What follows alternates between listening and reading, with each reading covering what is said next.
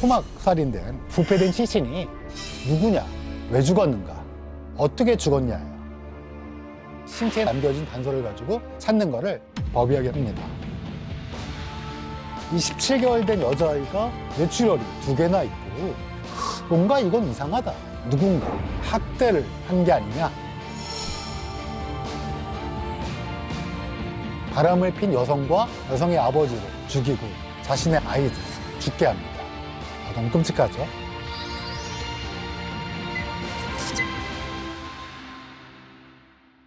네, 안녕하세요. 서울대학교 의과대학 법의학 교실 유성호입니다. 저는 법의학을 전공하는 의사입니다. 사실 법의학이란 말은 여러분들 아마 텔레비전 프로그램에서 많이 들어보셨겠지만 법의학의 많은 일들은 주로 부검이라는 죽은 이들을 만나는 그런 일을 하기 때문에 수많은 일을 겪으면서 여러분들에게 할 얘기가 있을 것 같은 그런 생각이 듭니다.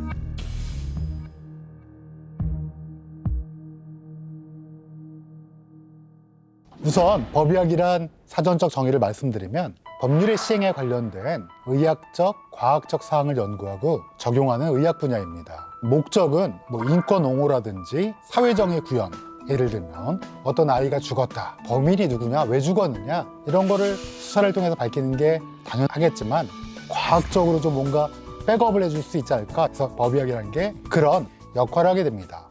또 하나, 저희는 공중의 건강과 안전 증진이라는 그런 역할도 하게 되는데요. 아니, 그 법의학이 무슨 공중의 건강과 안전 증진이냐 이렇게 궁금해하실 수도 있겠는데 2020년과 2021년 초에 우리 생활을 많이 바꾼 코비드-19 한번 생각해 보시면 이게 처음 폐렴을 일으킨다 이런 정보를 준 게 중국의 법의학자가 2건의 부검을 실시해서 그때 당시에 이게 어떤 기전으로 하게 된다 라는 걸 밝힌 그런 게 있었죠. 그 이후로 우리나라는 아직까지는 없긴 하지만 미국이나 유럽이나 일본이나 선진국 대부분에서는 자체적으로 부검을 해서 이 병이 어디까지 영향을 끼치냐, 뇌에 영향을 끼치냐, 또 남성 생식기에도 영향이 있다 이런 얘기도 듣고 그래서 제가 하는 일은 인권옹호, 사회적인 구현 말고도 공중의 건강과 안전 증에도 큰 역할을 하게 된다라는 말씀을 드릴 수 있을 것 같습니다. 제가 법의학자가 되기로 마음먹고 법의학을 하겠습니다 찾아갔더니 병리학이란 걸 전공하라고 말씀하셨어요. 배우긴 했지만 그게 적성에 맞을 것 같은 학문은 아니었어요. 왜냐하면 병리학은 하루 종일 조직을 보고 이 조직이 어떤 암인지 이런 거 판단하는 학문이에요. 근데 법의학을 하려면 이걸 꼭 공부를 하게 됩니다. 왜냐? 모든 질병을 알아야지 실제 부검을 했을 때 이 사람이 어떤 질환인지 어떤 손상 때문에 사망했는지를 정확히 판단하려면 병의 이치를 따진 학문인 병리학을 꼭 전공을 해야 돼요. 근데 문제는 처음에 이제 법의학을 해야겠다고 마음을 먹은 분들도 병리라는 학문이 되게 매력적이에요. 수많은 환자들의 진단을 내려주고 이게 보람이 있거든요. 이런 좋은 면도 있고 또 이런 말씀드리면 좀 그렇지만 경제적인 문제. 병리 전문의를 하게 되면 예를 들어 월급을 100만 원이라 칩시다. 법의학자가 되면 월급이 좀 줄어요. 60만 원으로. 월급이 한 40% 정도 주니까 그런 면까지 고려하게 되면 실제로 법의학을 전공하기가 좀 어려워요. 그래서 우리나라의 법의학자가 많지가 않아요. 치과대학을 졸업하신 법치학자분들을 빼고 나머지가 한 50명이 조금 안 될 거예요. 그러니까 우리나라 5,100만 명이 넘는 인구에서 법의학자가 50여 명이라는 거는 적다. 근데 반대로 생각해보면 전국에 50여 명밖에 안 되면 굉장히 희소성이 있잖아요. 그러니까 저도 여러분 아시겠지만 이렇게 사펜 스튜디오에서 저를 불러갖고 강의를 시키는 것 자체가 제가 싫어도 몇 명 없으니까 저를 부를 수밖에 없는 그런 면이 분명히 있겠죠. 그래서 좋은 점도 있다. 만약에 자기가 의지를 갖고 하겠다 그러면 굉장히 희소성 있는 자원에 속하게 된다라는 말씀을 드릴 수 있을 것 같습니다. 그래서 이제 저희가 법의병리학이라 부르는 게 부검입니다. 그 다음에 법치의학이라는 건 여러분 아시다시피 치아를 가지고 이 사람이 누구냐, 나이가 몇 살이냐 이런 거 판단하는 학문이에요. 그리고 법의인류학이라는 학문이 있는데요. 뼈를 보고 이게 남자인지 여자인지 그리고 가능하면 얼마나 오래됐는지 사인이 뭔지를 추정해보는 그 다음에 법의곤충학, 곤충의 천이라고 부르는데요. 곤충이 계속 바뀌는 현상을 가지고 부패된 사람이 얼마나 오래전에 사망했는가 판단하는 학문이 되는 거죠.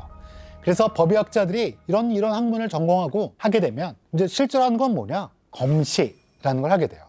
검시에는 크게 2가지가 있는데요. 검안이라는 것과 부검이라는 게 있습니다. 검안은 책상 한자를 써갖고요. 눈으로만 보고 시신을 이 시신은 그냥 병일 것 같다, 아니면 뭔가 독살 같다 판단하는 걸 검안이라고 하고요. 눈으로 보면 조금 부정확하니까 이걸 조금 더 해부를 통해서 해보는 걸 두검이라고 하고요.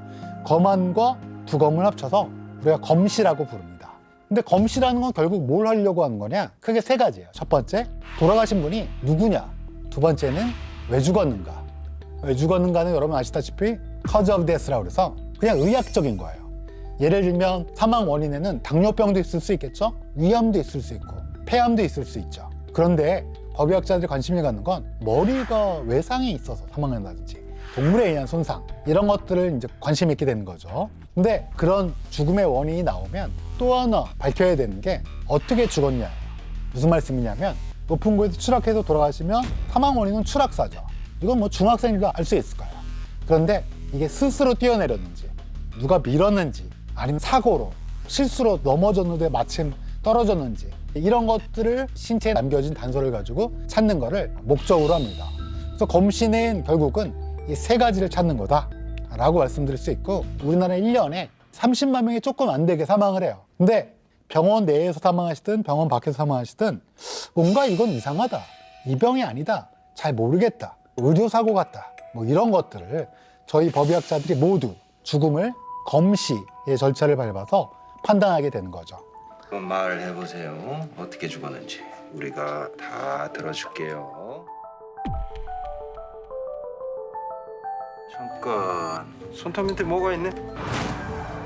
혈흔이네. 범인 혈흔일 가능성이 크겠지?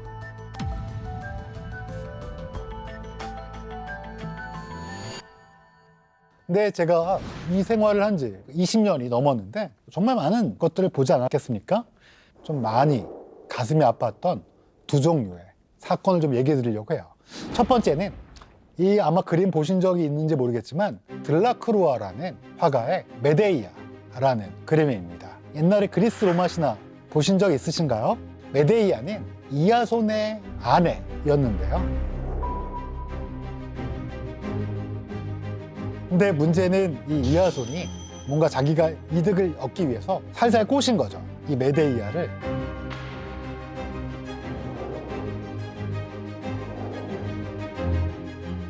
자기 친동생을 제거하면서 사랑을 찾아서 이 여자는 그래서 아이를 낳았는데 근데 이 남편이 그만 바람을 피고 맙니다. 그러니까 메데이아는 어떻게 됐냐? 바람을 핀 여성과 여성의 아버지를 죽이고 이아손의 마음을 아프게 하기 위해서 자신의 아이들을 죽게 합니다.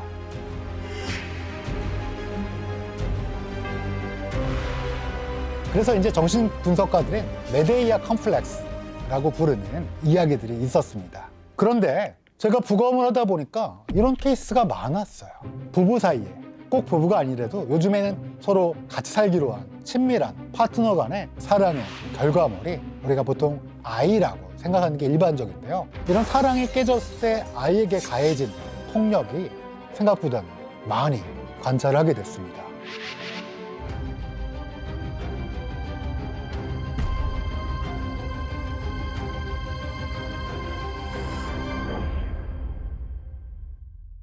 두 돌 갓 지난 딸을 학대하고 방치해 숨지게 한 이른바 사건의 비정한 생모, 결국 구속됐습니다.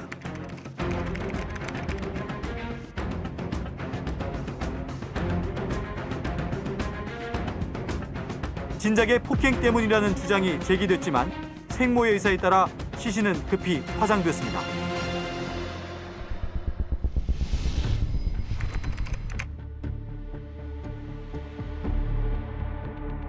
사실은 제가 여러 곳에서 얘기를 했지만 여러분 딱 보시면 이게 뇌라는 거 혹시 아시겠지만 이 17개월 된 여자아이가 왼쪽 뇌에 시계가 다른 뇌출혈이 두 군데 있다. 그런데 아이들은 넘어져서 이런 뇌출혈이 안 생깁니다. 이 아이가 이렇게 된 거는 외상이 될 수밖에 없고 이건 결국 누군가 학대를 한 게 아니냐라고밖에 생각할 수밖에 없었고, 시신은 없었지만 제가 방송 프로그램에 나가서 강하게 이야기를 했고, 그때 당시 방송의 순기능이라고 해야 되겠죠? 방송을 보고 조금 더 수사기관들이 힘을 내서 위 속에는 음식물이 전혀 없었고 뇌에서는 만성 출혈 흔적도 발견됐습니다. 아동학대죄로 최종적으로 정의가 실현됐다고 해야 될까요? 씁쓸하지만 친부모에 대해서 이렇던 사건이었습니다. 그래서 여러분들 뭐 잘 아시다시피 정인이 사건도 그렇고요. 옛날에도 많았어요, 이런 사건은. 근데 그때 국민들이 화를 내고 그냥 끝냈어요. 근데 이제는 그러주면 안 되겠다 라는 생각이 들어서 좀 슬픈 이야기지만 여러분께 말씀을 드렸습니다. 두 번째 드릴 얘기는 CDC라고 미국 질병관리본부인데 인티밋 파트너, 그러니까 친밀한 파트너, 조금 더 깊숙한 의미가 있지만 인티밋 파트너에 의해서 스토킹 당하는 사람은 남성의 2%, 여성의 10%, 그 다음에 육체적으로, 신체적으로 학대 또는 폭력을 당하는 사람이 여성의 5분의 1, 남성의 7분의 1이라는, 이건 이제 가정폭력이라고 얘기했는데, 친밀해야 되는 관계에 있어서 폭력이 있고 실질적으로는 살인사건까지 일어난 케이스들이 있습니다. 제가 부검하는 살인사건 중에 한 반은 이런 케이스예요. 그러니까 모르는 사람이 아니라 아는 사람, 그리고 그것도 아는 사람 중에 한때는 사랑했던 사람, 지금도 사랑했다라고 주장하는 사람, 이런 사건들이 많습니다. 29살 여성이 집안 욕조에서 숨진 채 발견됐습니다. 출산을 한 달 앞둔 만삭의 임신부였습니다. 용의자는 유명대학병원 의사인 남편 백모 씨. 백 씨는 경찰에게 아내가 스스로 욕조에 넘어져 숨졌다고 말했습니다. 이 사건도 기억에 많이 남는 사건인데 이건 제가 부검한 거 아닙니다. 국과수의 신참 법의학자분이 부검을 했어요. 지금은 이제 베테랑이 됐어요, 그분은. 근데 그때 뭐 왜 신참이 부검을 했냐? 이건 간단한 사건이다 생각했어요. 뭐냐? 만삭인데 자기 집에서 욕조에서 사망했는데 보니까 목에 상처가 있어요. 누가 목을 졸랐다는 거고, CCTV를 보니까 그 집에 왔다 갔다 한 사람이 없는 거예요. 그러면 뭐 마지막에 있었던 사람, 파트너, 남편이 범인이라고 생각했기 때문에 그냥 그때 당시에 들어온 지 얼마 안 된 초보 법의학자 선생님이 했죠.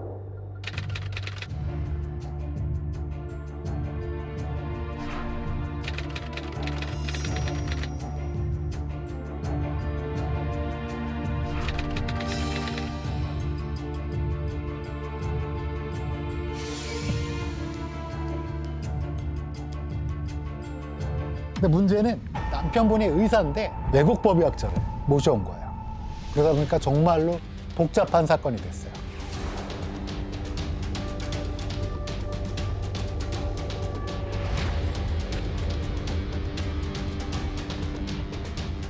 근데 어떻게 해결이 됐냐? 정말 많은 사람들이 노력을 했어요. 저도 제 스승님을 도와서 장시간 재판에 참여하고 굉장히 노력을 했는데, 가장 결정적인 건 뭐였냐?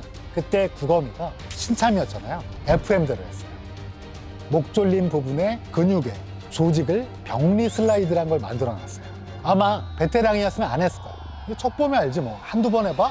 이렇게 넘겼을 걸 그냥 고지고대로 증거물을 그대로 현미경으로 보면 누가 반박할 수도 없는.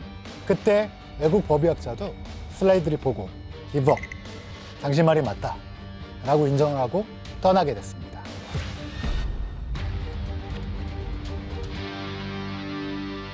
굉장히 복잡한 사건이고 여러 가지 에피소드는 많았지만 제가 생각하기에 결론적으로는 이거는 소심자가 열심히 해서 해결한 사건이라 생각합니다. 다만 이 사건에서는 사이가 좋았다 부부가 어쩌다가 이런 끔찍한 살인이라는 것까지 되게 됐을까, 좀 안타까운 마음이 좀 드는 거는 분명합니다. 사실 지금 밖에 많이 나가지도 못하고 사랑하는 사람들과 한 집에서 오랫동안 같이 있는 기회가 많을 겁니다. 이렇게 되면 돈독한 관계가 유지될 거라고 생각하는데, 실제로는 가족과의 갈등이라든지 긴장감이 터져나온 경우가 많습니다. 어디서 터져나오냐? 연결고리 중에 가장 약한 부분, 아이들이나 노인 또는 상대방, 파트너에 대해서 터져나온 경우가 많습니다. 사실 제가 요즘에 부검을 일주일에 2번 하는데요. 이런 안타까운 사연들이 더 많이 늘어나고 있는 것을 제가 목도하고 있기 때문에 굉장히 걱정드리는 말씀으로 여러분께 이 사연을 전해드리면서 사회적으로 환기를 시켜드리고 싶었습니다. 그래서 연결고리가 약할수록 어떻게 해야 되느냐? 조금 더 그 연결고리를 오히려 튼튼하게 만들어주는 그런 사랑을 발휘하는 거야말로 훨씬 중요한 일이 아닐까 생각이 듭니다.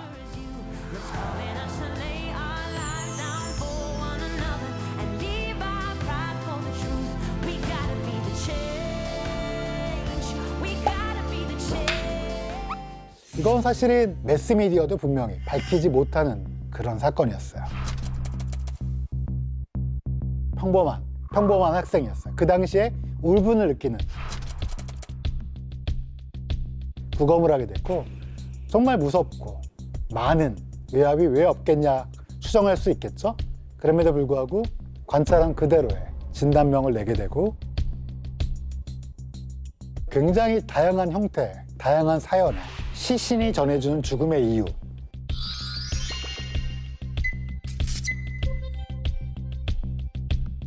서울대학교 의과대학 법의학교 실유성호입니다. 오늘은 시신이 전해주는 죽음의 이유라는 주제로 여러분께 말씀드리도록 하겠습니다. 죽음. 종교를 믿는 분들, 기독교를 믿는 분들은 아무래도 천국과 지옥, 구원 이런 것들이 아마 많이 떠오르실 것 같고요. 또 불교를 믿는 분들은 윤회, 이런 다른 세계로의 전환, 그리고 죽음은 또 다른 세계로 나아가는 그런 새로운 교두보라고 할까요? 근데 사실은 과학자 입장에서 보면 우리 생명기능, 항상성, 대사, 생식 이런 것들이 그냥 멈춰버리면 이게 죽음이다 라고밖에 설명드릴 수 없어요. 그래서 많은 분들은 죽음은 허무한 게 아니냐, 죽음은 그 자체로 슬프고 죽음은 그 자체로 아무것도 아닌 존재가 되는 게 아닌가 이런 생각들을 합니다. 근데 사실은 우리가 죽음으로써 아무런 존재가 아니라 사회적으로나 아니면 개인적으로나 여러 가지 메시지를 전달해 줄 수 있고 다른 존재로서 자리매김할 수 있다는 걸 사실 우리는 알고는 있는데 그냥 죽음 그러면 그냥 허무하다, 끝이다 이렇게만 생각하는 것 같아요. 그래서 오늘은 제가 죽음에서 조금은 기억에 많이 남는 그런 사례를 말씀드리려 합니다.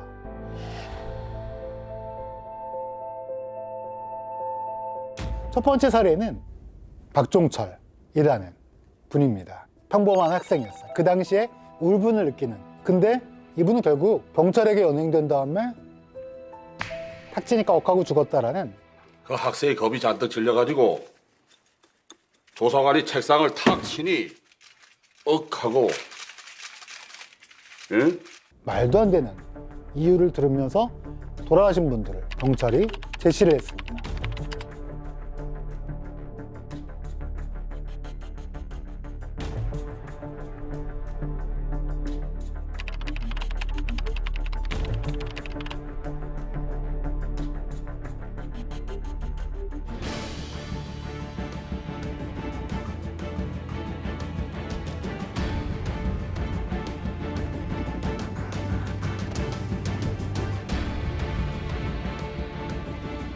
온 국민이 믿지 않았죠.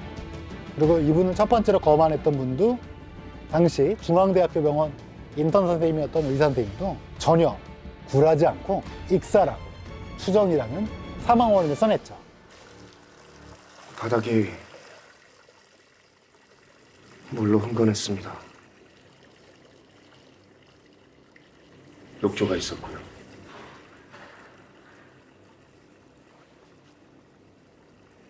폐에선 수포음도 들렸습니다. 무서웠겠죠. 경찰이. 정권이 무서웠겠죠.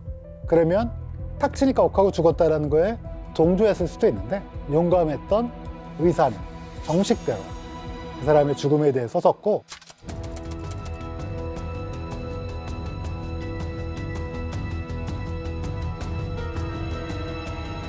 결국은 국가수에 당시 법의학과장이었던 황적준 박사님이 부검을 하게 됐고 정말 무섭고 많은 외압이 왜 없겠냐 추정할 수 있겠죠. 그럼에도 불구하고 정부 압박 질식사라는 본인의 관찰한 그대로의 진단명을 내게 되고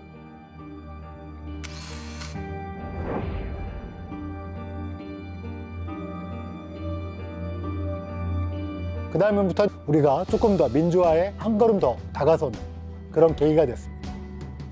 이분은 열심히 정의를 위해서 본인의 신념을 지키던 그냥 평범한 대학생이었는데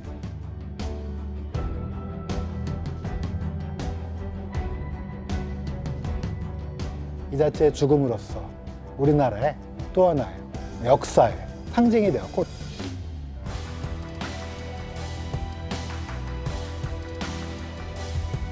이분의 죽음은 그냥 허무하고 그냥 아무것도 아닌 게 아니고 이분을 기억하는 많은 분들은 앞으로도 계속 있을 거라고 봅니다. 저는 가장 기억에 남는 부검이 뭐냐? 이게 물어보면 이 경우를 항상 생각합니다. 20대인데 어쩔 수 없이 결혼을 하지 않았던 그런 분이 아이를 끌어안고 화마를 견디다가 이 어머니는 전신에 화상을 입고 병원에 이송이 됐습니다. 근데 사실 아이는 거의 다치지 않았어요. 어머니는 전신에 60%가 넘는 2도 이상의 화상을 입게 됐습니다. 보통 한 30, 40%만 넘어도 사망할 수 있는 화상에서 이분은 견뎠어요. 그러다가 그만 돌아가시게 됐죠.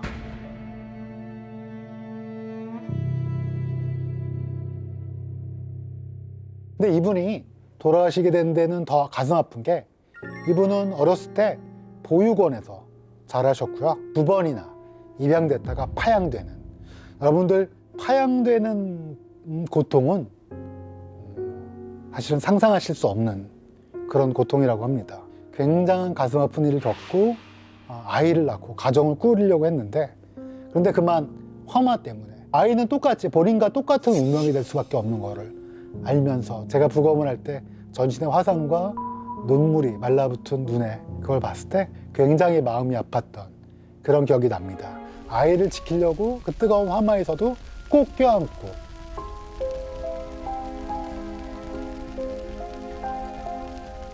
어머니의 사랑이라는 걸 알 수 있는 그런 사건이었어요. 여러분, 우리나라 1년에 30만 명이 조금 안 되게 29만 5천 명이 사망하게 됐죠.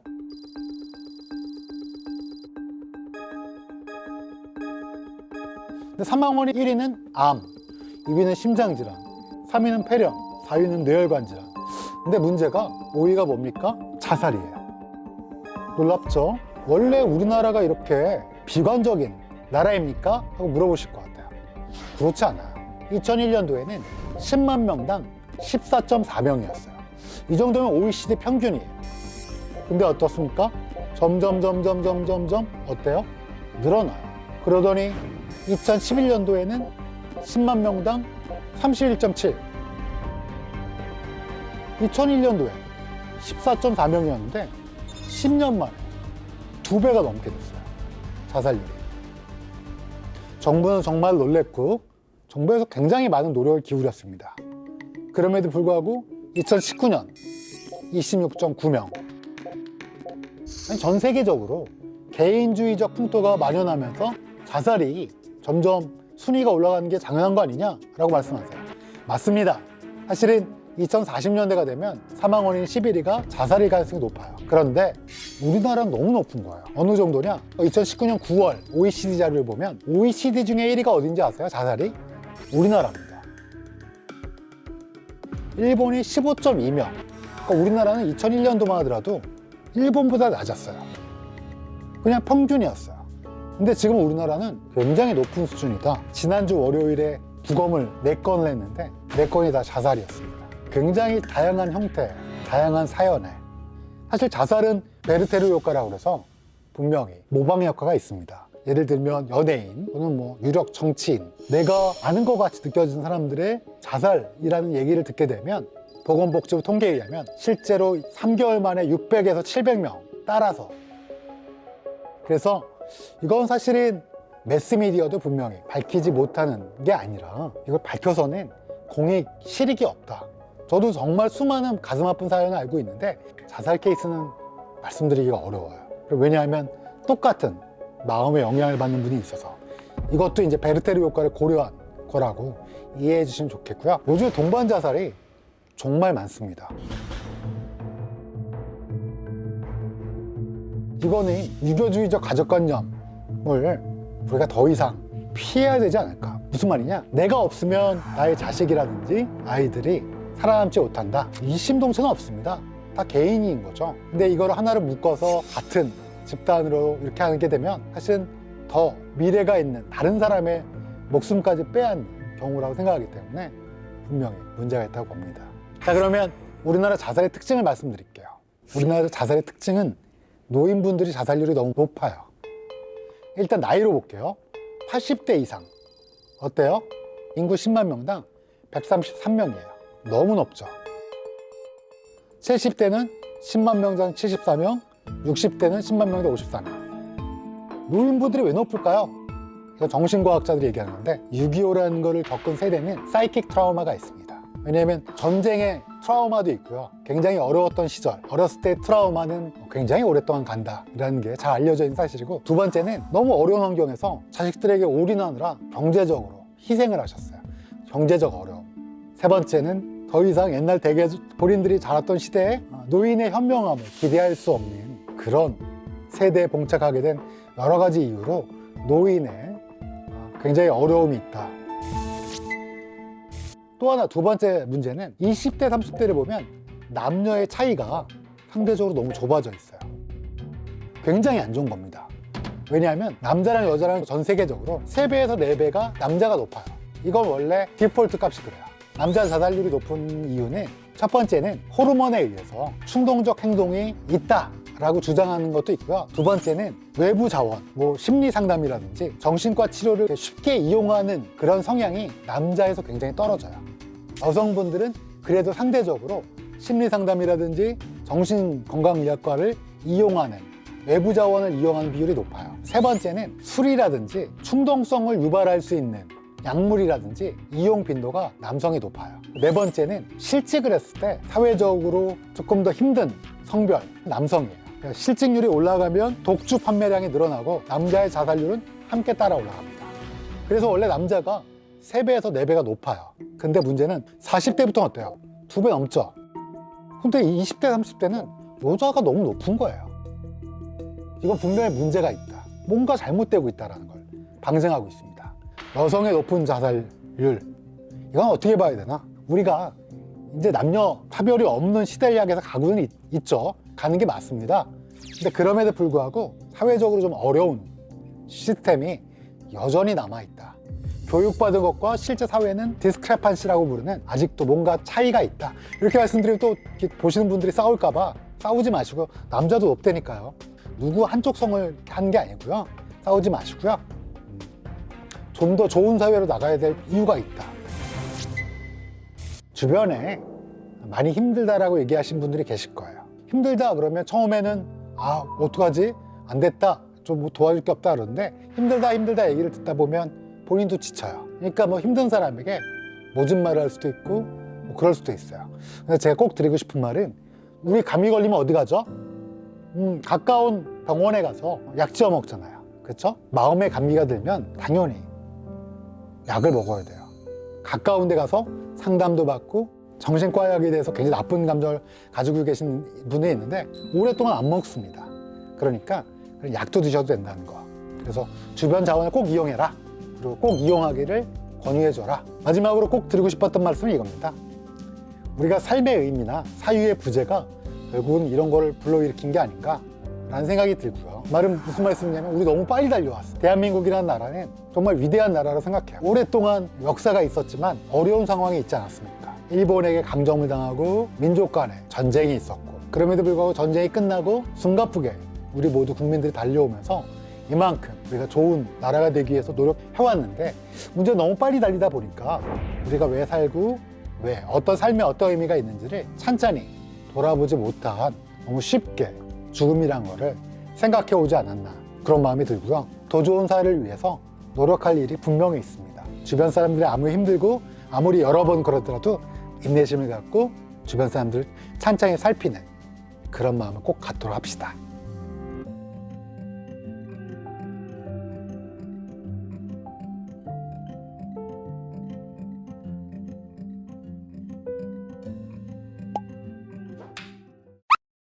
돼지를 수십 마리를 도축했죠. 뇌를 꺼내요. 그 뇌를 헤모글로빈으로 공급했더니 어떻게 됐냐? 다시 살아난 거예요. 작년에 돼지내 꽈강 2021년도에 원숭이에게 이걸 하겠다. 2022년도에는요, 사람이란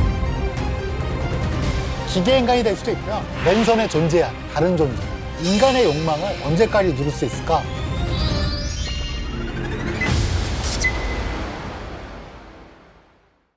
우리는 모두 언젠가는 죽는다.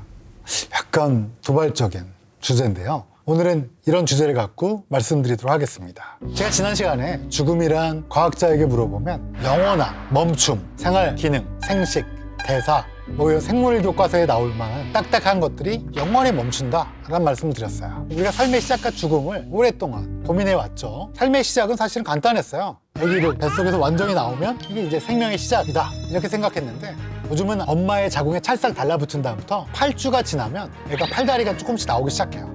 버드라고 그래서 발아, 싹이 나오는 것처럼 팔다리가 나오기 시작하는데, 팔다리가 나오기 시작하면 태아라고 부릅니다. 근데 아마 진 에디팅 들어보셨죠? 진, 유전자, 에딧, 편집, 유전자 편집이라는 그런 말이 나오고 있죠. 지금은 윤리적으로 법적으로 금지인데요. 인간의 욕망을 언제까지 누릴 수 있을까? 만약에 우리 아이를 조인성처럼 키우고 싶다, 그런 유전자를 에디팅 해주세요 라는 욕망을 가진다면 미래가 어떻게 될까 걱정은 됩니다. 죽음에 대해서는 공평한 거라고 생각하고 있어요.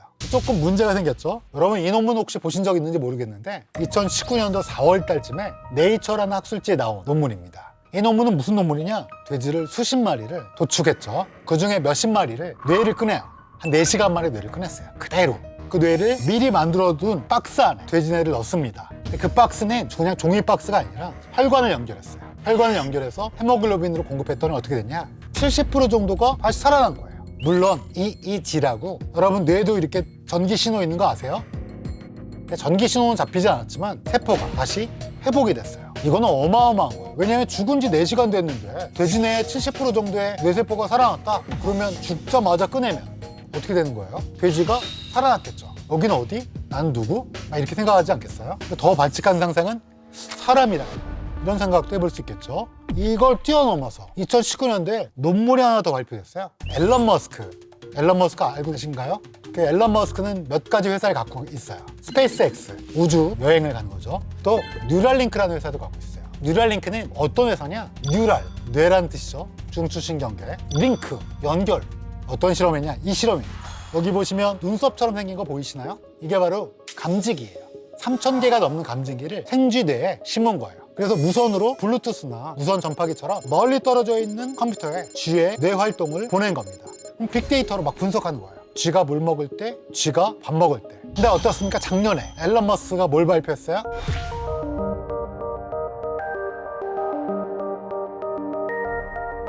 올해 이제 뭘 발표할까요? 2021년도에 원숭이에게 이걸 하겠다 발표했죠.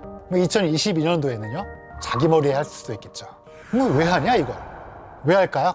아마 제 생각엔 이겁니다. 여러분 이 뇌 보시면 어때요? 이 뇌의 단면인데요. 동그라미 친 부분이 어디입니까? 해마.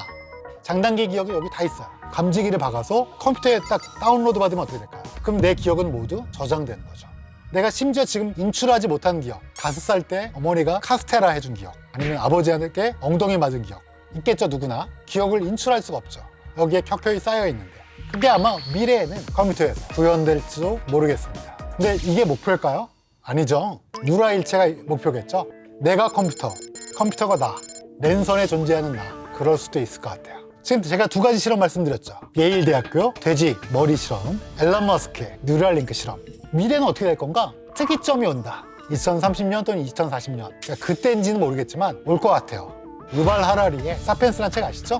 사피엔스의 제일 마지막 장에 뭐가 있습니까? 호모 사피엔스의 멸절이 나와 있죠. 뭘로 된다고요? 트랜스 휴먼. 그러니까 환경오염으로 망하는 게 아니라 우리 인류는 스스로 호모 사피엔스를 버리는 거예요. 그래서 이제 기계인간, 그러니까 기계인간이 될 수도 있고요. 랜선에 존재하는 다른 존재로.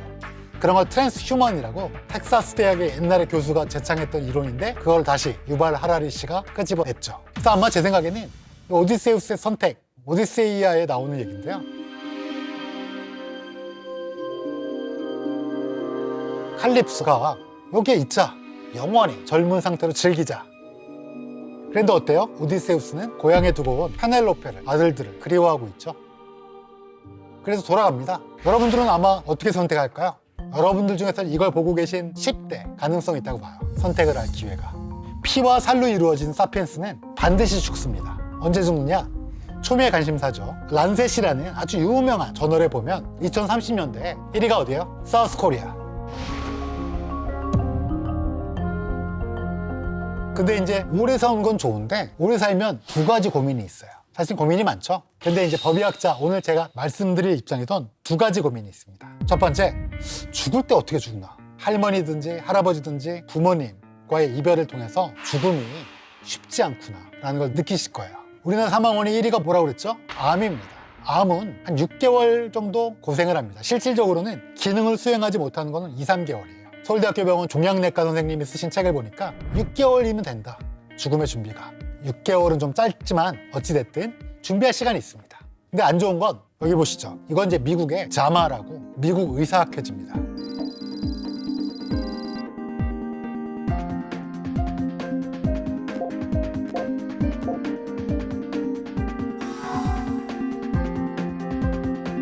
그래서 마지막이 어떻게 될지 한 번도 생각 안 해보셨죠? 생각해 보셔야 돼요. 지금 생각해 봐야지 내 삶에 영향을 줄 수 있습니다. 사실은 16년 정도가 비건강 나이예요.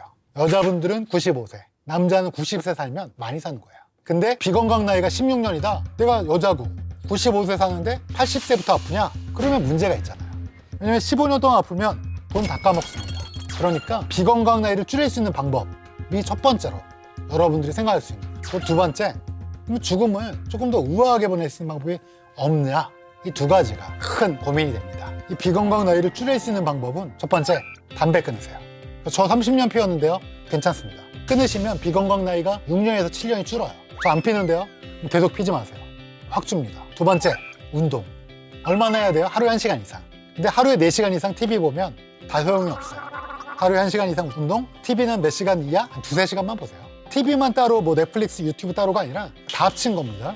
제 거 보고 나가서 뛰세요. 세 번째, 체중 조절입니다. 근데 여기에 이제 식사와 관련이 있겠죠. 과체중이 나쁘진 않아요. 비만까지 가게 되면 문제가 분명히 생겨요. 네 번째, 이게 중요한 건데요. 올바른 의학 지식을 얻자. 지식인한테 물어보지 마시고요. 올바른 지식을 가르쳐 줄 수 있는 주치의. 저 구자 아닌데 주치의란요? 그냥 동네에 나가면 많잖아요. 전문이 있다는 사람들. 가까이 가서 찝어서 그냥 물어보세요. 친절하게 대답해 줄 겁니다. 뭐 이런 게 좋습니다. 검증되지 않는 거 하지 마시고요. 올바른 지식을 통해서 지금 제가 위에 말씀드린 세 가지를 하시면 저를 안 만날 거예요. 저 만나게 되면 큰일 나요. 저는 자기의 기대하면보다 빨리 죽었을 때 저를 만나게 돼요. 그렇게 안 되시려면 지금 방금 말씀드린 거 꼭 지키세요. 자, 한 가지 고민 해결됐죠. 두 번째, 아니 좀 우아하게 보낼 수 없나? 여러분 CSI의 라스베가스의 그 길그리썸 반장 아세요? 어떻게 죽고 싶냐고 그 드라마에서 누가 물어봅니다. 반장님은 어떻게 죽고 싶습니까? 암 걸려서 죽고 싶다고 그래요. 근데 그게 정답일 수도 있어요. 왜냐면 치매, 뇌혈관 질환, 가족들에게 많은 갈등과 혼란을 줄 수가 있어요. 암은 제가 그랬죠. 마지막에 최소한의 시간이 있다고. 근데 다 준비를 못 한대요. 왜냐면 암에 딱 걸리게 되는 순간 여러 가지 반응이 있습니다. 처음엔 부정해요. 야, 이거 나 아니다. 그 다음에 막 이렇게 분노하게 되고 왜 내가, 그 다음에 거래를 하게 되고 막 디프레션에 빠지게 되고 막 이런 것들을 겪다 보면 제대로 된 마지막을 준비하지 못하고 사실 제일 중요한 게 제일 마지막인데 우리 인생 멋지게 살아왔는데 마지막이 흐지부지하면 많이 안타깝잖아요. 그러니까 지금 마지막을 준비하기 위해서 지금 생각해보자는 거죠. 지금 우리나라는 연명으로 중지라고 그래서 2018년 2월부터 내가 이제 진짜 죽을 것 같다. 그런 순간에 심폐소생술, 인공호흡기, 그 다음에 수혈, 뭐 에크모 이런 거 하지 마라. 의사 선생님한테 쓸 수 있어요. 근데 그걸 체크해도 현장에서 문제가 생겨요. 왜 문제가 생기냐? 내 가족들이 막 싸워요. 제가 그랬다고 해봐요. 제가 막 다 체크했어요. 하지마, 다 하지마. 아빠는 그냥 가고 싶어. 아프기 싫어. 체크했어. 근데 내 딸이 있고 내 아들이 있다고 그래봐요. 우리 아빠가 이거 체크했으니까 보내줘. 네가 인간이야 하면서 우리 아빠가 너를 어떻게 키웠는데 네가 아빠를 죽이려고 그래? 실제로 이렇습니다. 가족 간에 합의를 못 이루는 경우가 많은데 명확하게 얘기를 하고 얘기를 들어야 돼요. 그리고 10년 내에 뭐가 생길 거냐? 마지막에 내 기능을 못하는 때. 아니 내가 이게 너무 길어지고 오랫동안 이럴 것 같다. 그러면 스위스, 벨기에, 네덜란드처럼 이걸 좀 허락해달라. 죽는 거를. 내가 버튼 내가 누를 테니까. 아마 10년 내에 얘기가 나올 겁니다. 그때 우리가 당황하지 말고 우리도 알고 있어야 돼요. 마지막으로 품에 있는 삶과 죽음에 대해서 조금 말씀드릴게요. 제가 누누이 우리가 마지막을 생각하지 않으면 그냥 막 산다라고 그랬죠. 왜 그 얘기를 드리느냐? 우리가 지금 뭔가를 바뀌지 않으면 우리의 마지막이 상당히 달라집니다. 죽음도 달라져요. 아까 보여드렸죠. 미국 의사학회지에 나온 급작스럽게 돌아가시는 분. 암. 두 번째, 뇌혈관 질환. 세 번째, 치매. 뭘로 될지는 모르겠지만 우리가 준비된 노화가 있으면 사실은 마지막은 후회하지 않게 마무리할 수 있어요. 그러면 준비된 노화를 위해선 지금 당장 뭘 해야 되냐? 첫 번째, 아까 제가 말씀드린 거. 비건강 나이 줄이는 거. 잊지 마세요. 두 번째, 매 나이대에 맞는 목표와 삶의 자세를 바꿔야 돼요. 아직도 본인이 20대라 착각하고 밤새 친구랑 술 먹는다. 바보 같은 시예요. 20대면 20대, 30대면 30대, 40대면 40대. 매해, 또 매 세대마다 본인의 계획을 세우십시오. 본인이 무슨 일을 하고 어떤 일을 할지 후회하지 않게 돼요. 세 번째, 내 인생에서 후회하지 않는 삶을 위해서 저장소를 만들어 놓는 거예요. 사랑이죠, 뭐. 어떤 사랑이냐? 친구들과의 사랑일 수도 있고요. 아내와의 사랑일 수도 있고, 자식한테 사랑, 동물한테 사랑일 수도 있겠죠. 충실한 삶을 위한 저장소를 크게 만들어 놓으시는 게 중요할 것 같습니다. 여러분들 다 지금 삶이 어때요? 다들 다르죠? 100가지의 삶을 살고 있고, 죽음도 각기 달라요. 내 삶의 준비는 다들 마지막으로, 나의 마지막을 준비하게 되는 거죠. 심지어 마지막 장례식장 때 뭐 틀고 싶나? 제가 조사를 한 적이 있었어요. 정말 다양하더라고요. 저는 화더 원더풀 월드라고 닐 암스트롱 말고 루이 암스트롱의 화더 원더풀 월드를 이렇게 듣고 싶다라는 얘기를 했었는데, 다른 분들은 굉장히 다양하더라고요. 그리고 저는 육개장 좋아하긴 하는데, 굳이 내 친구들한테, 내 가족한테 육개장 말고 스페인 음식 좀 이렇게 국물 있는 거 있죠? 그런 것 좀 먹여주고, 백포도주 이런 거 이제 장례식장에 좀 주고 싶다. 근데 또 다른 사람한테랑 얘기해보면 다들 각자 생각이 다르더라고요. 그래서 100가지의 삶이 있으면 100가지의 죽음이 있다. 이걸 위해서, 그래서 지금 죽음을 한 번쯤 생각해보고, 죽음을 위해서 어떤 준비를 할 건가, 제가 쭉 말씀드렸던 몇 가지를 꼭 준비해 보시는 게 중요할 것 같습니다. 나이가 조금 더 드시면 죽음 이후에 내가 어떻게 포지셔닝 할 건지, 죽음 이후에 내 가족들에게 어떻게 해줄 건지, 그리고 더 나은 죽음의 가정은 어떻게 만들 건지를 준비하는 그런 것들도 필요할 것 같아요. 여러분들에게 죽음에 대해서 얘기했는데, 지금 제가 말씀드린 죽음이 우울하거나 기분이 다운되는 죽음이 아니라 내 삶의 마지막으로서의 죽음, 지금 쓰고 있는 내 소설 엔딩 챕터, 아니 소설 쓰고 있는데 엔딩 챕터도 생각 안 하고 막 쓰면 엉망진창. 엔딩 챕터는 준비를 하고 쓰셔야 되는 거 아니에요? 그렇다면 오늘 하루는 삶으로서의 죽음을 한번 생각해 보시길 바랍니다.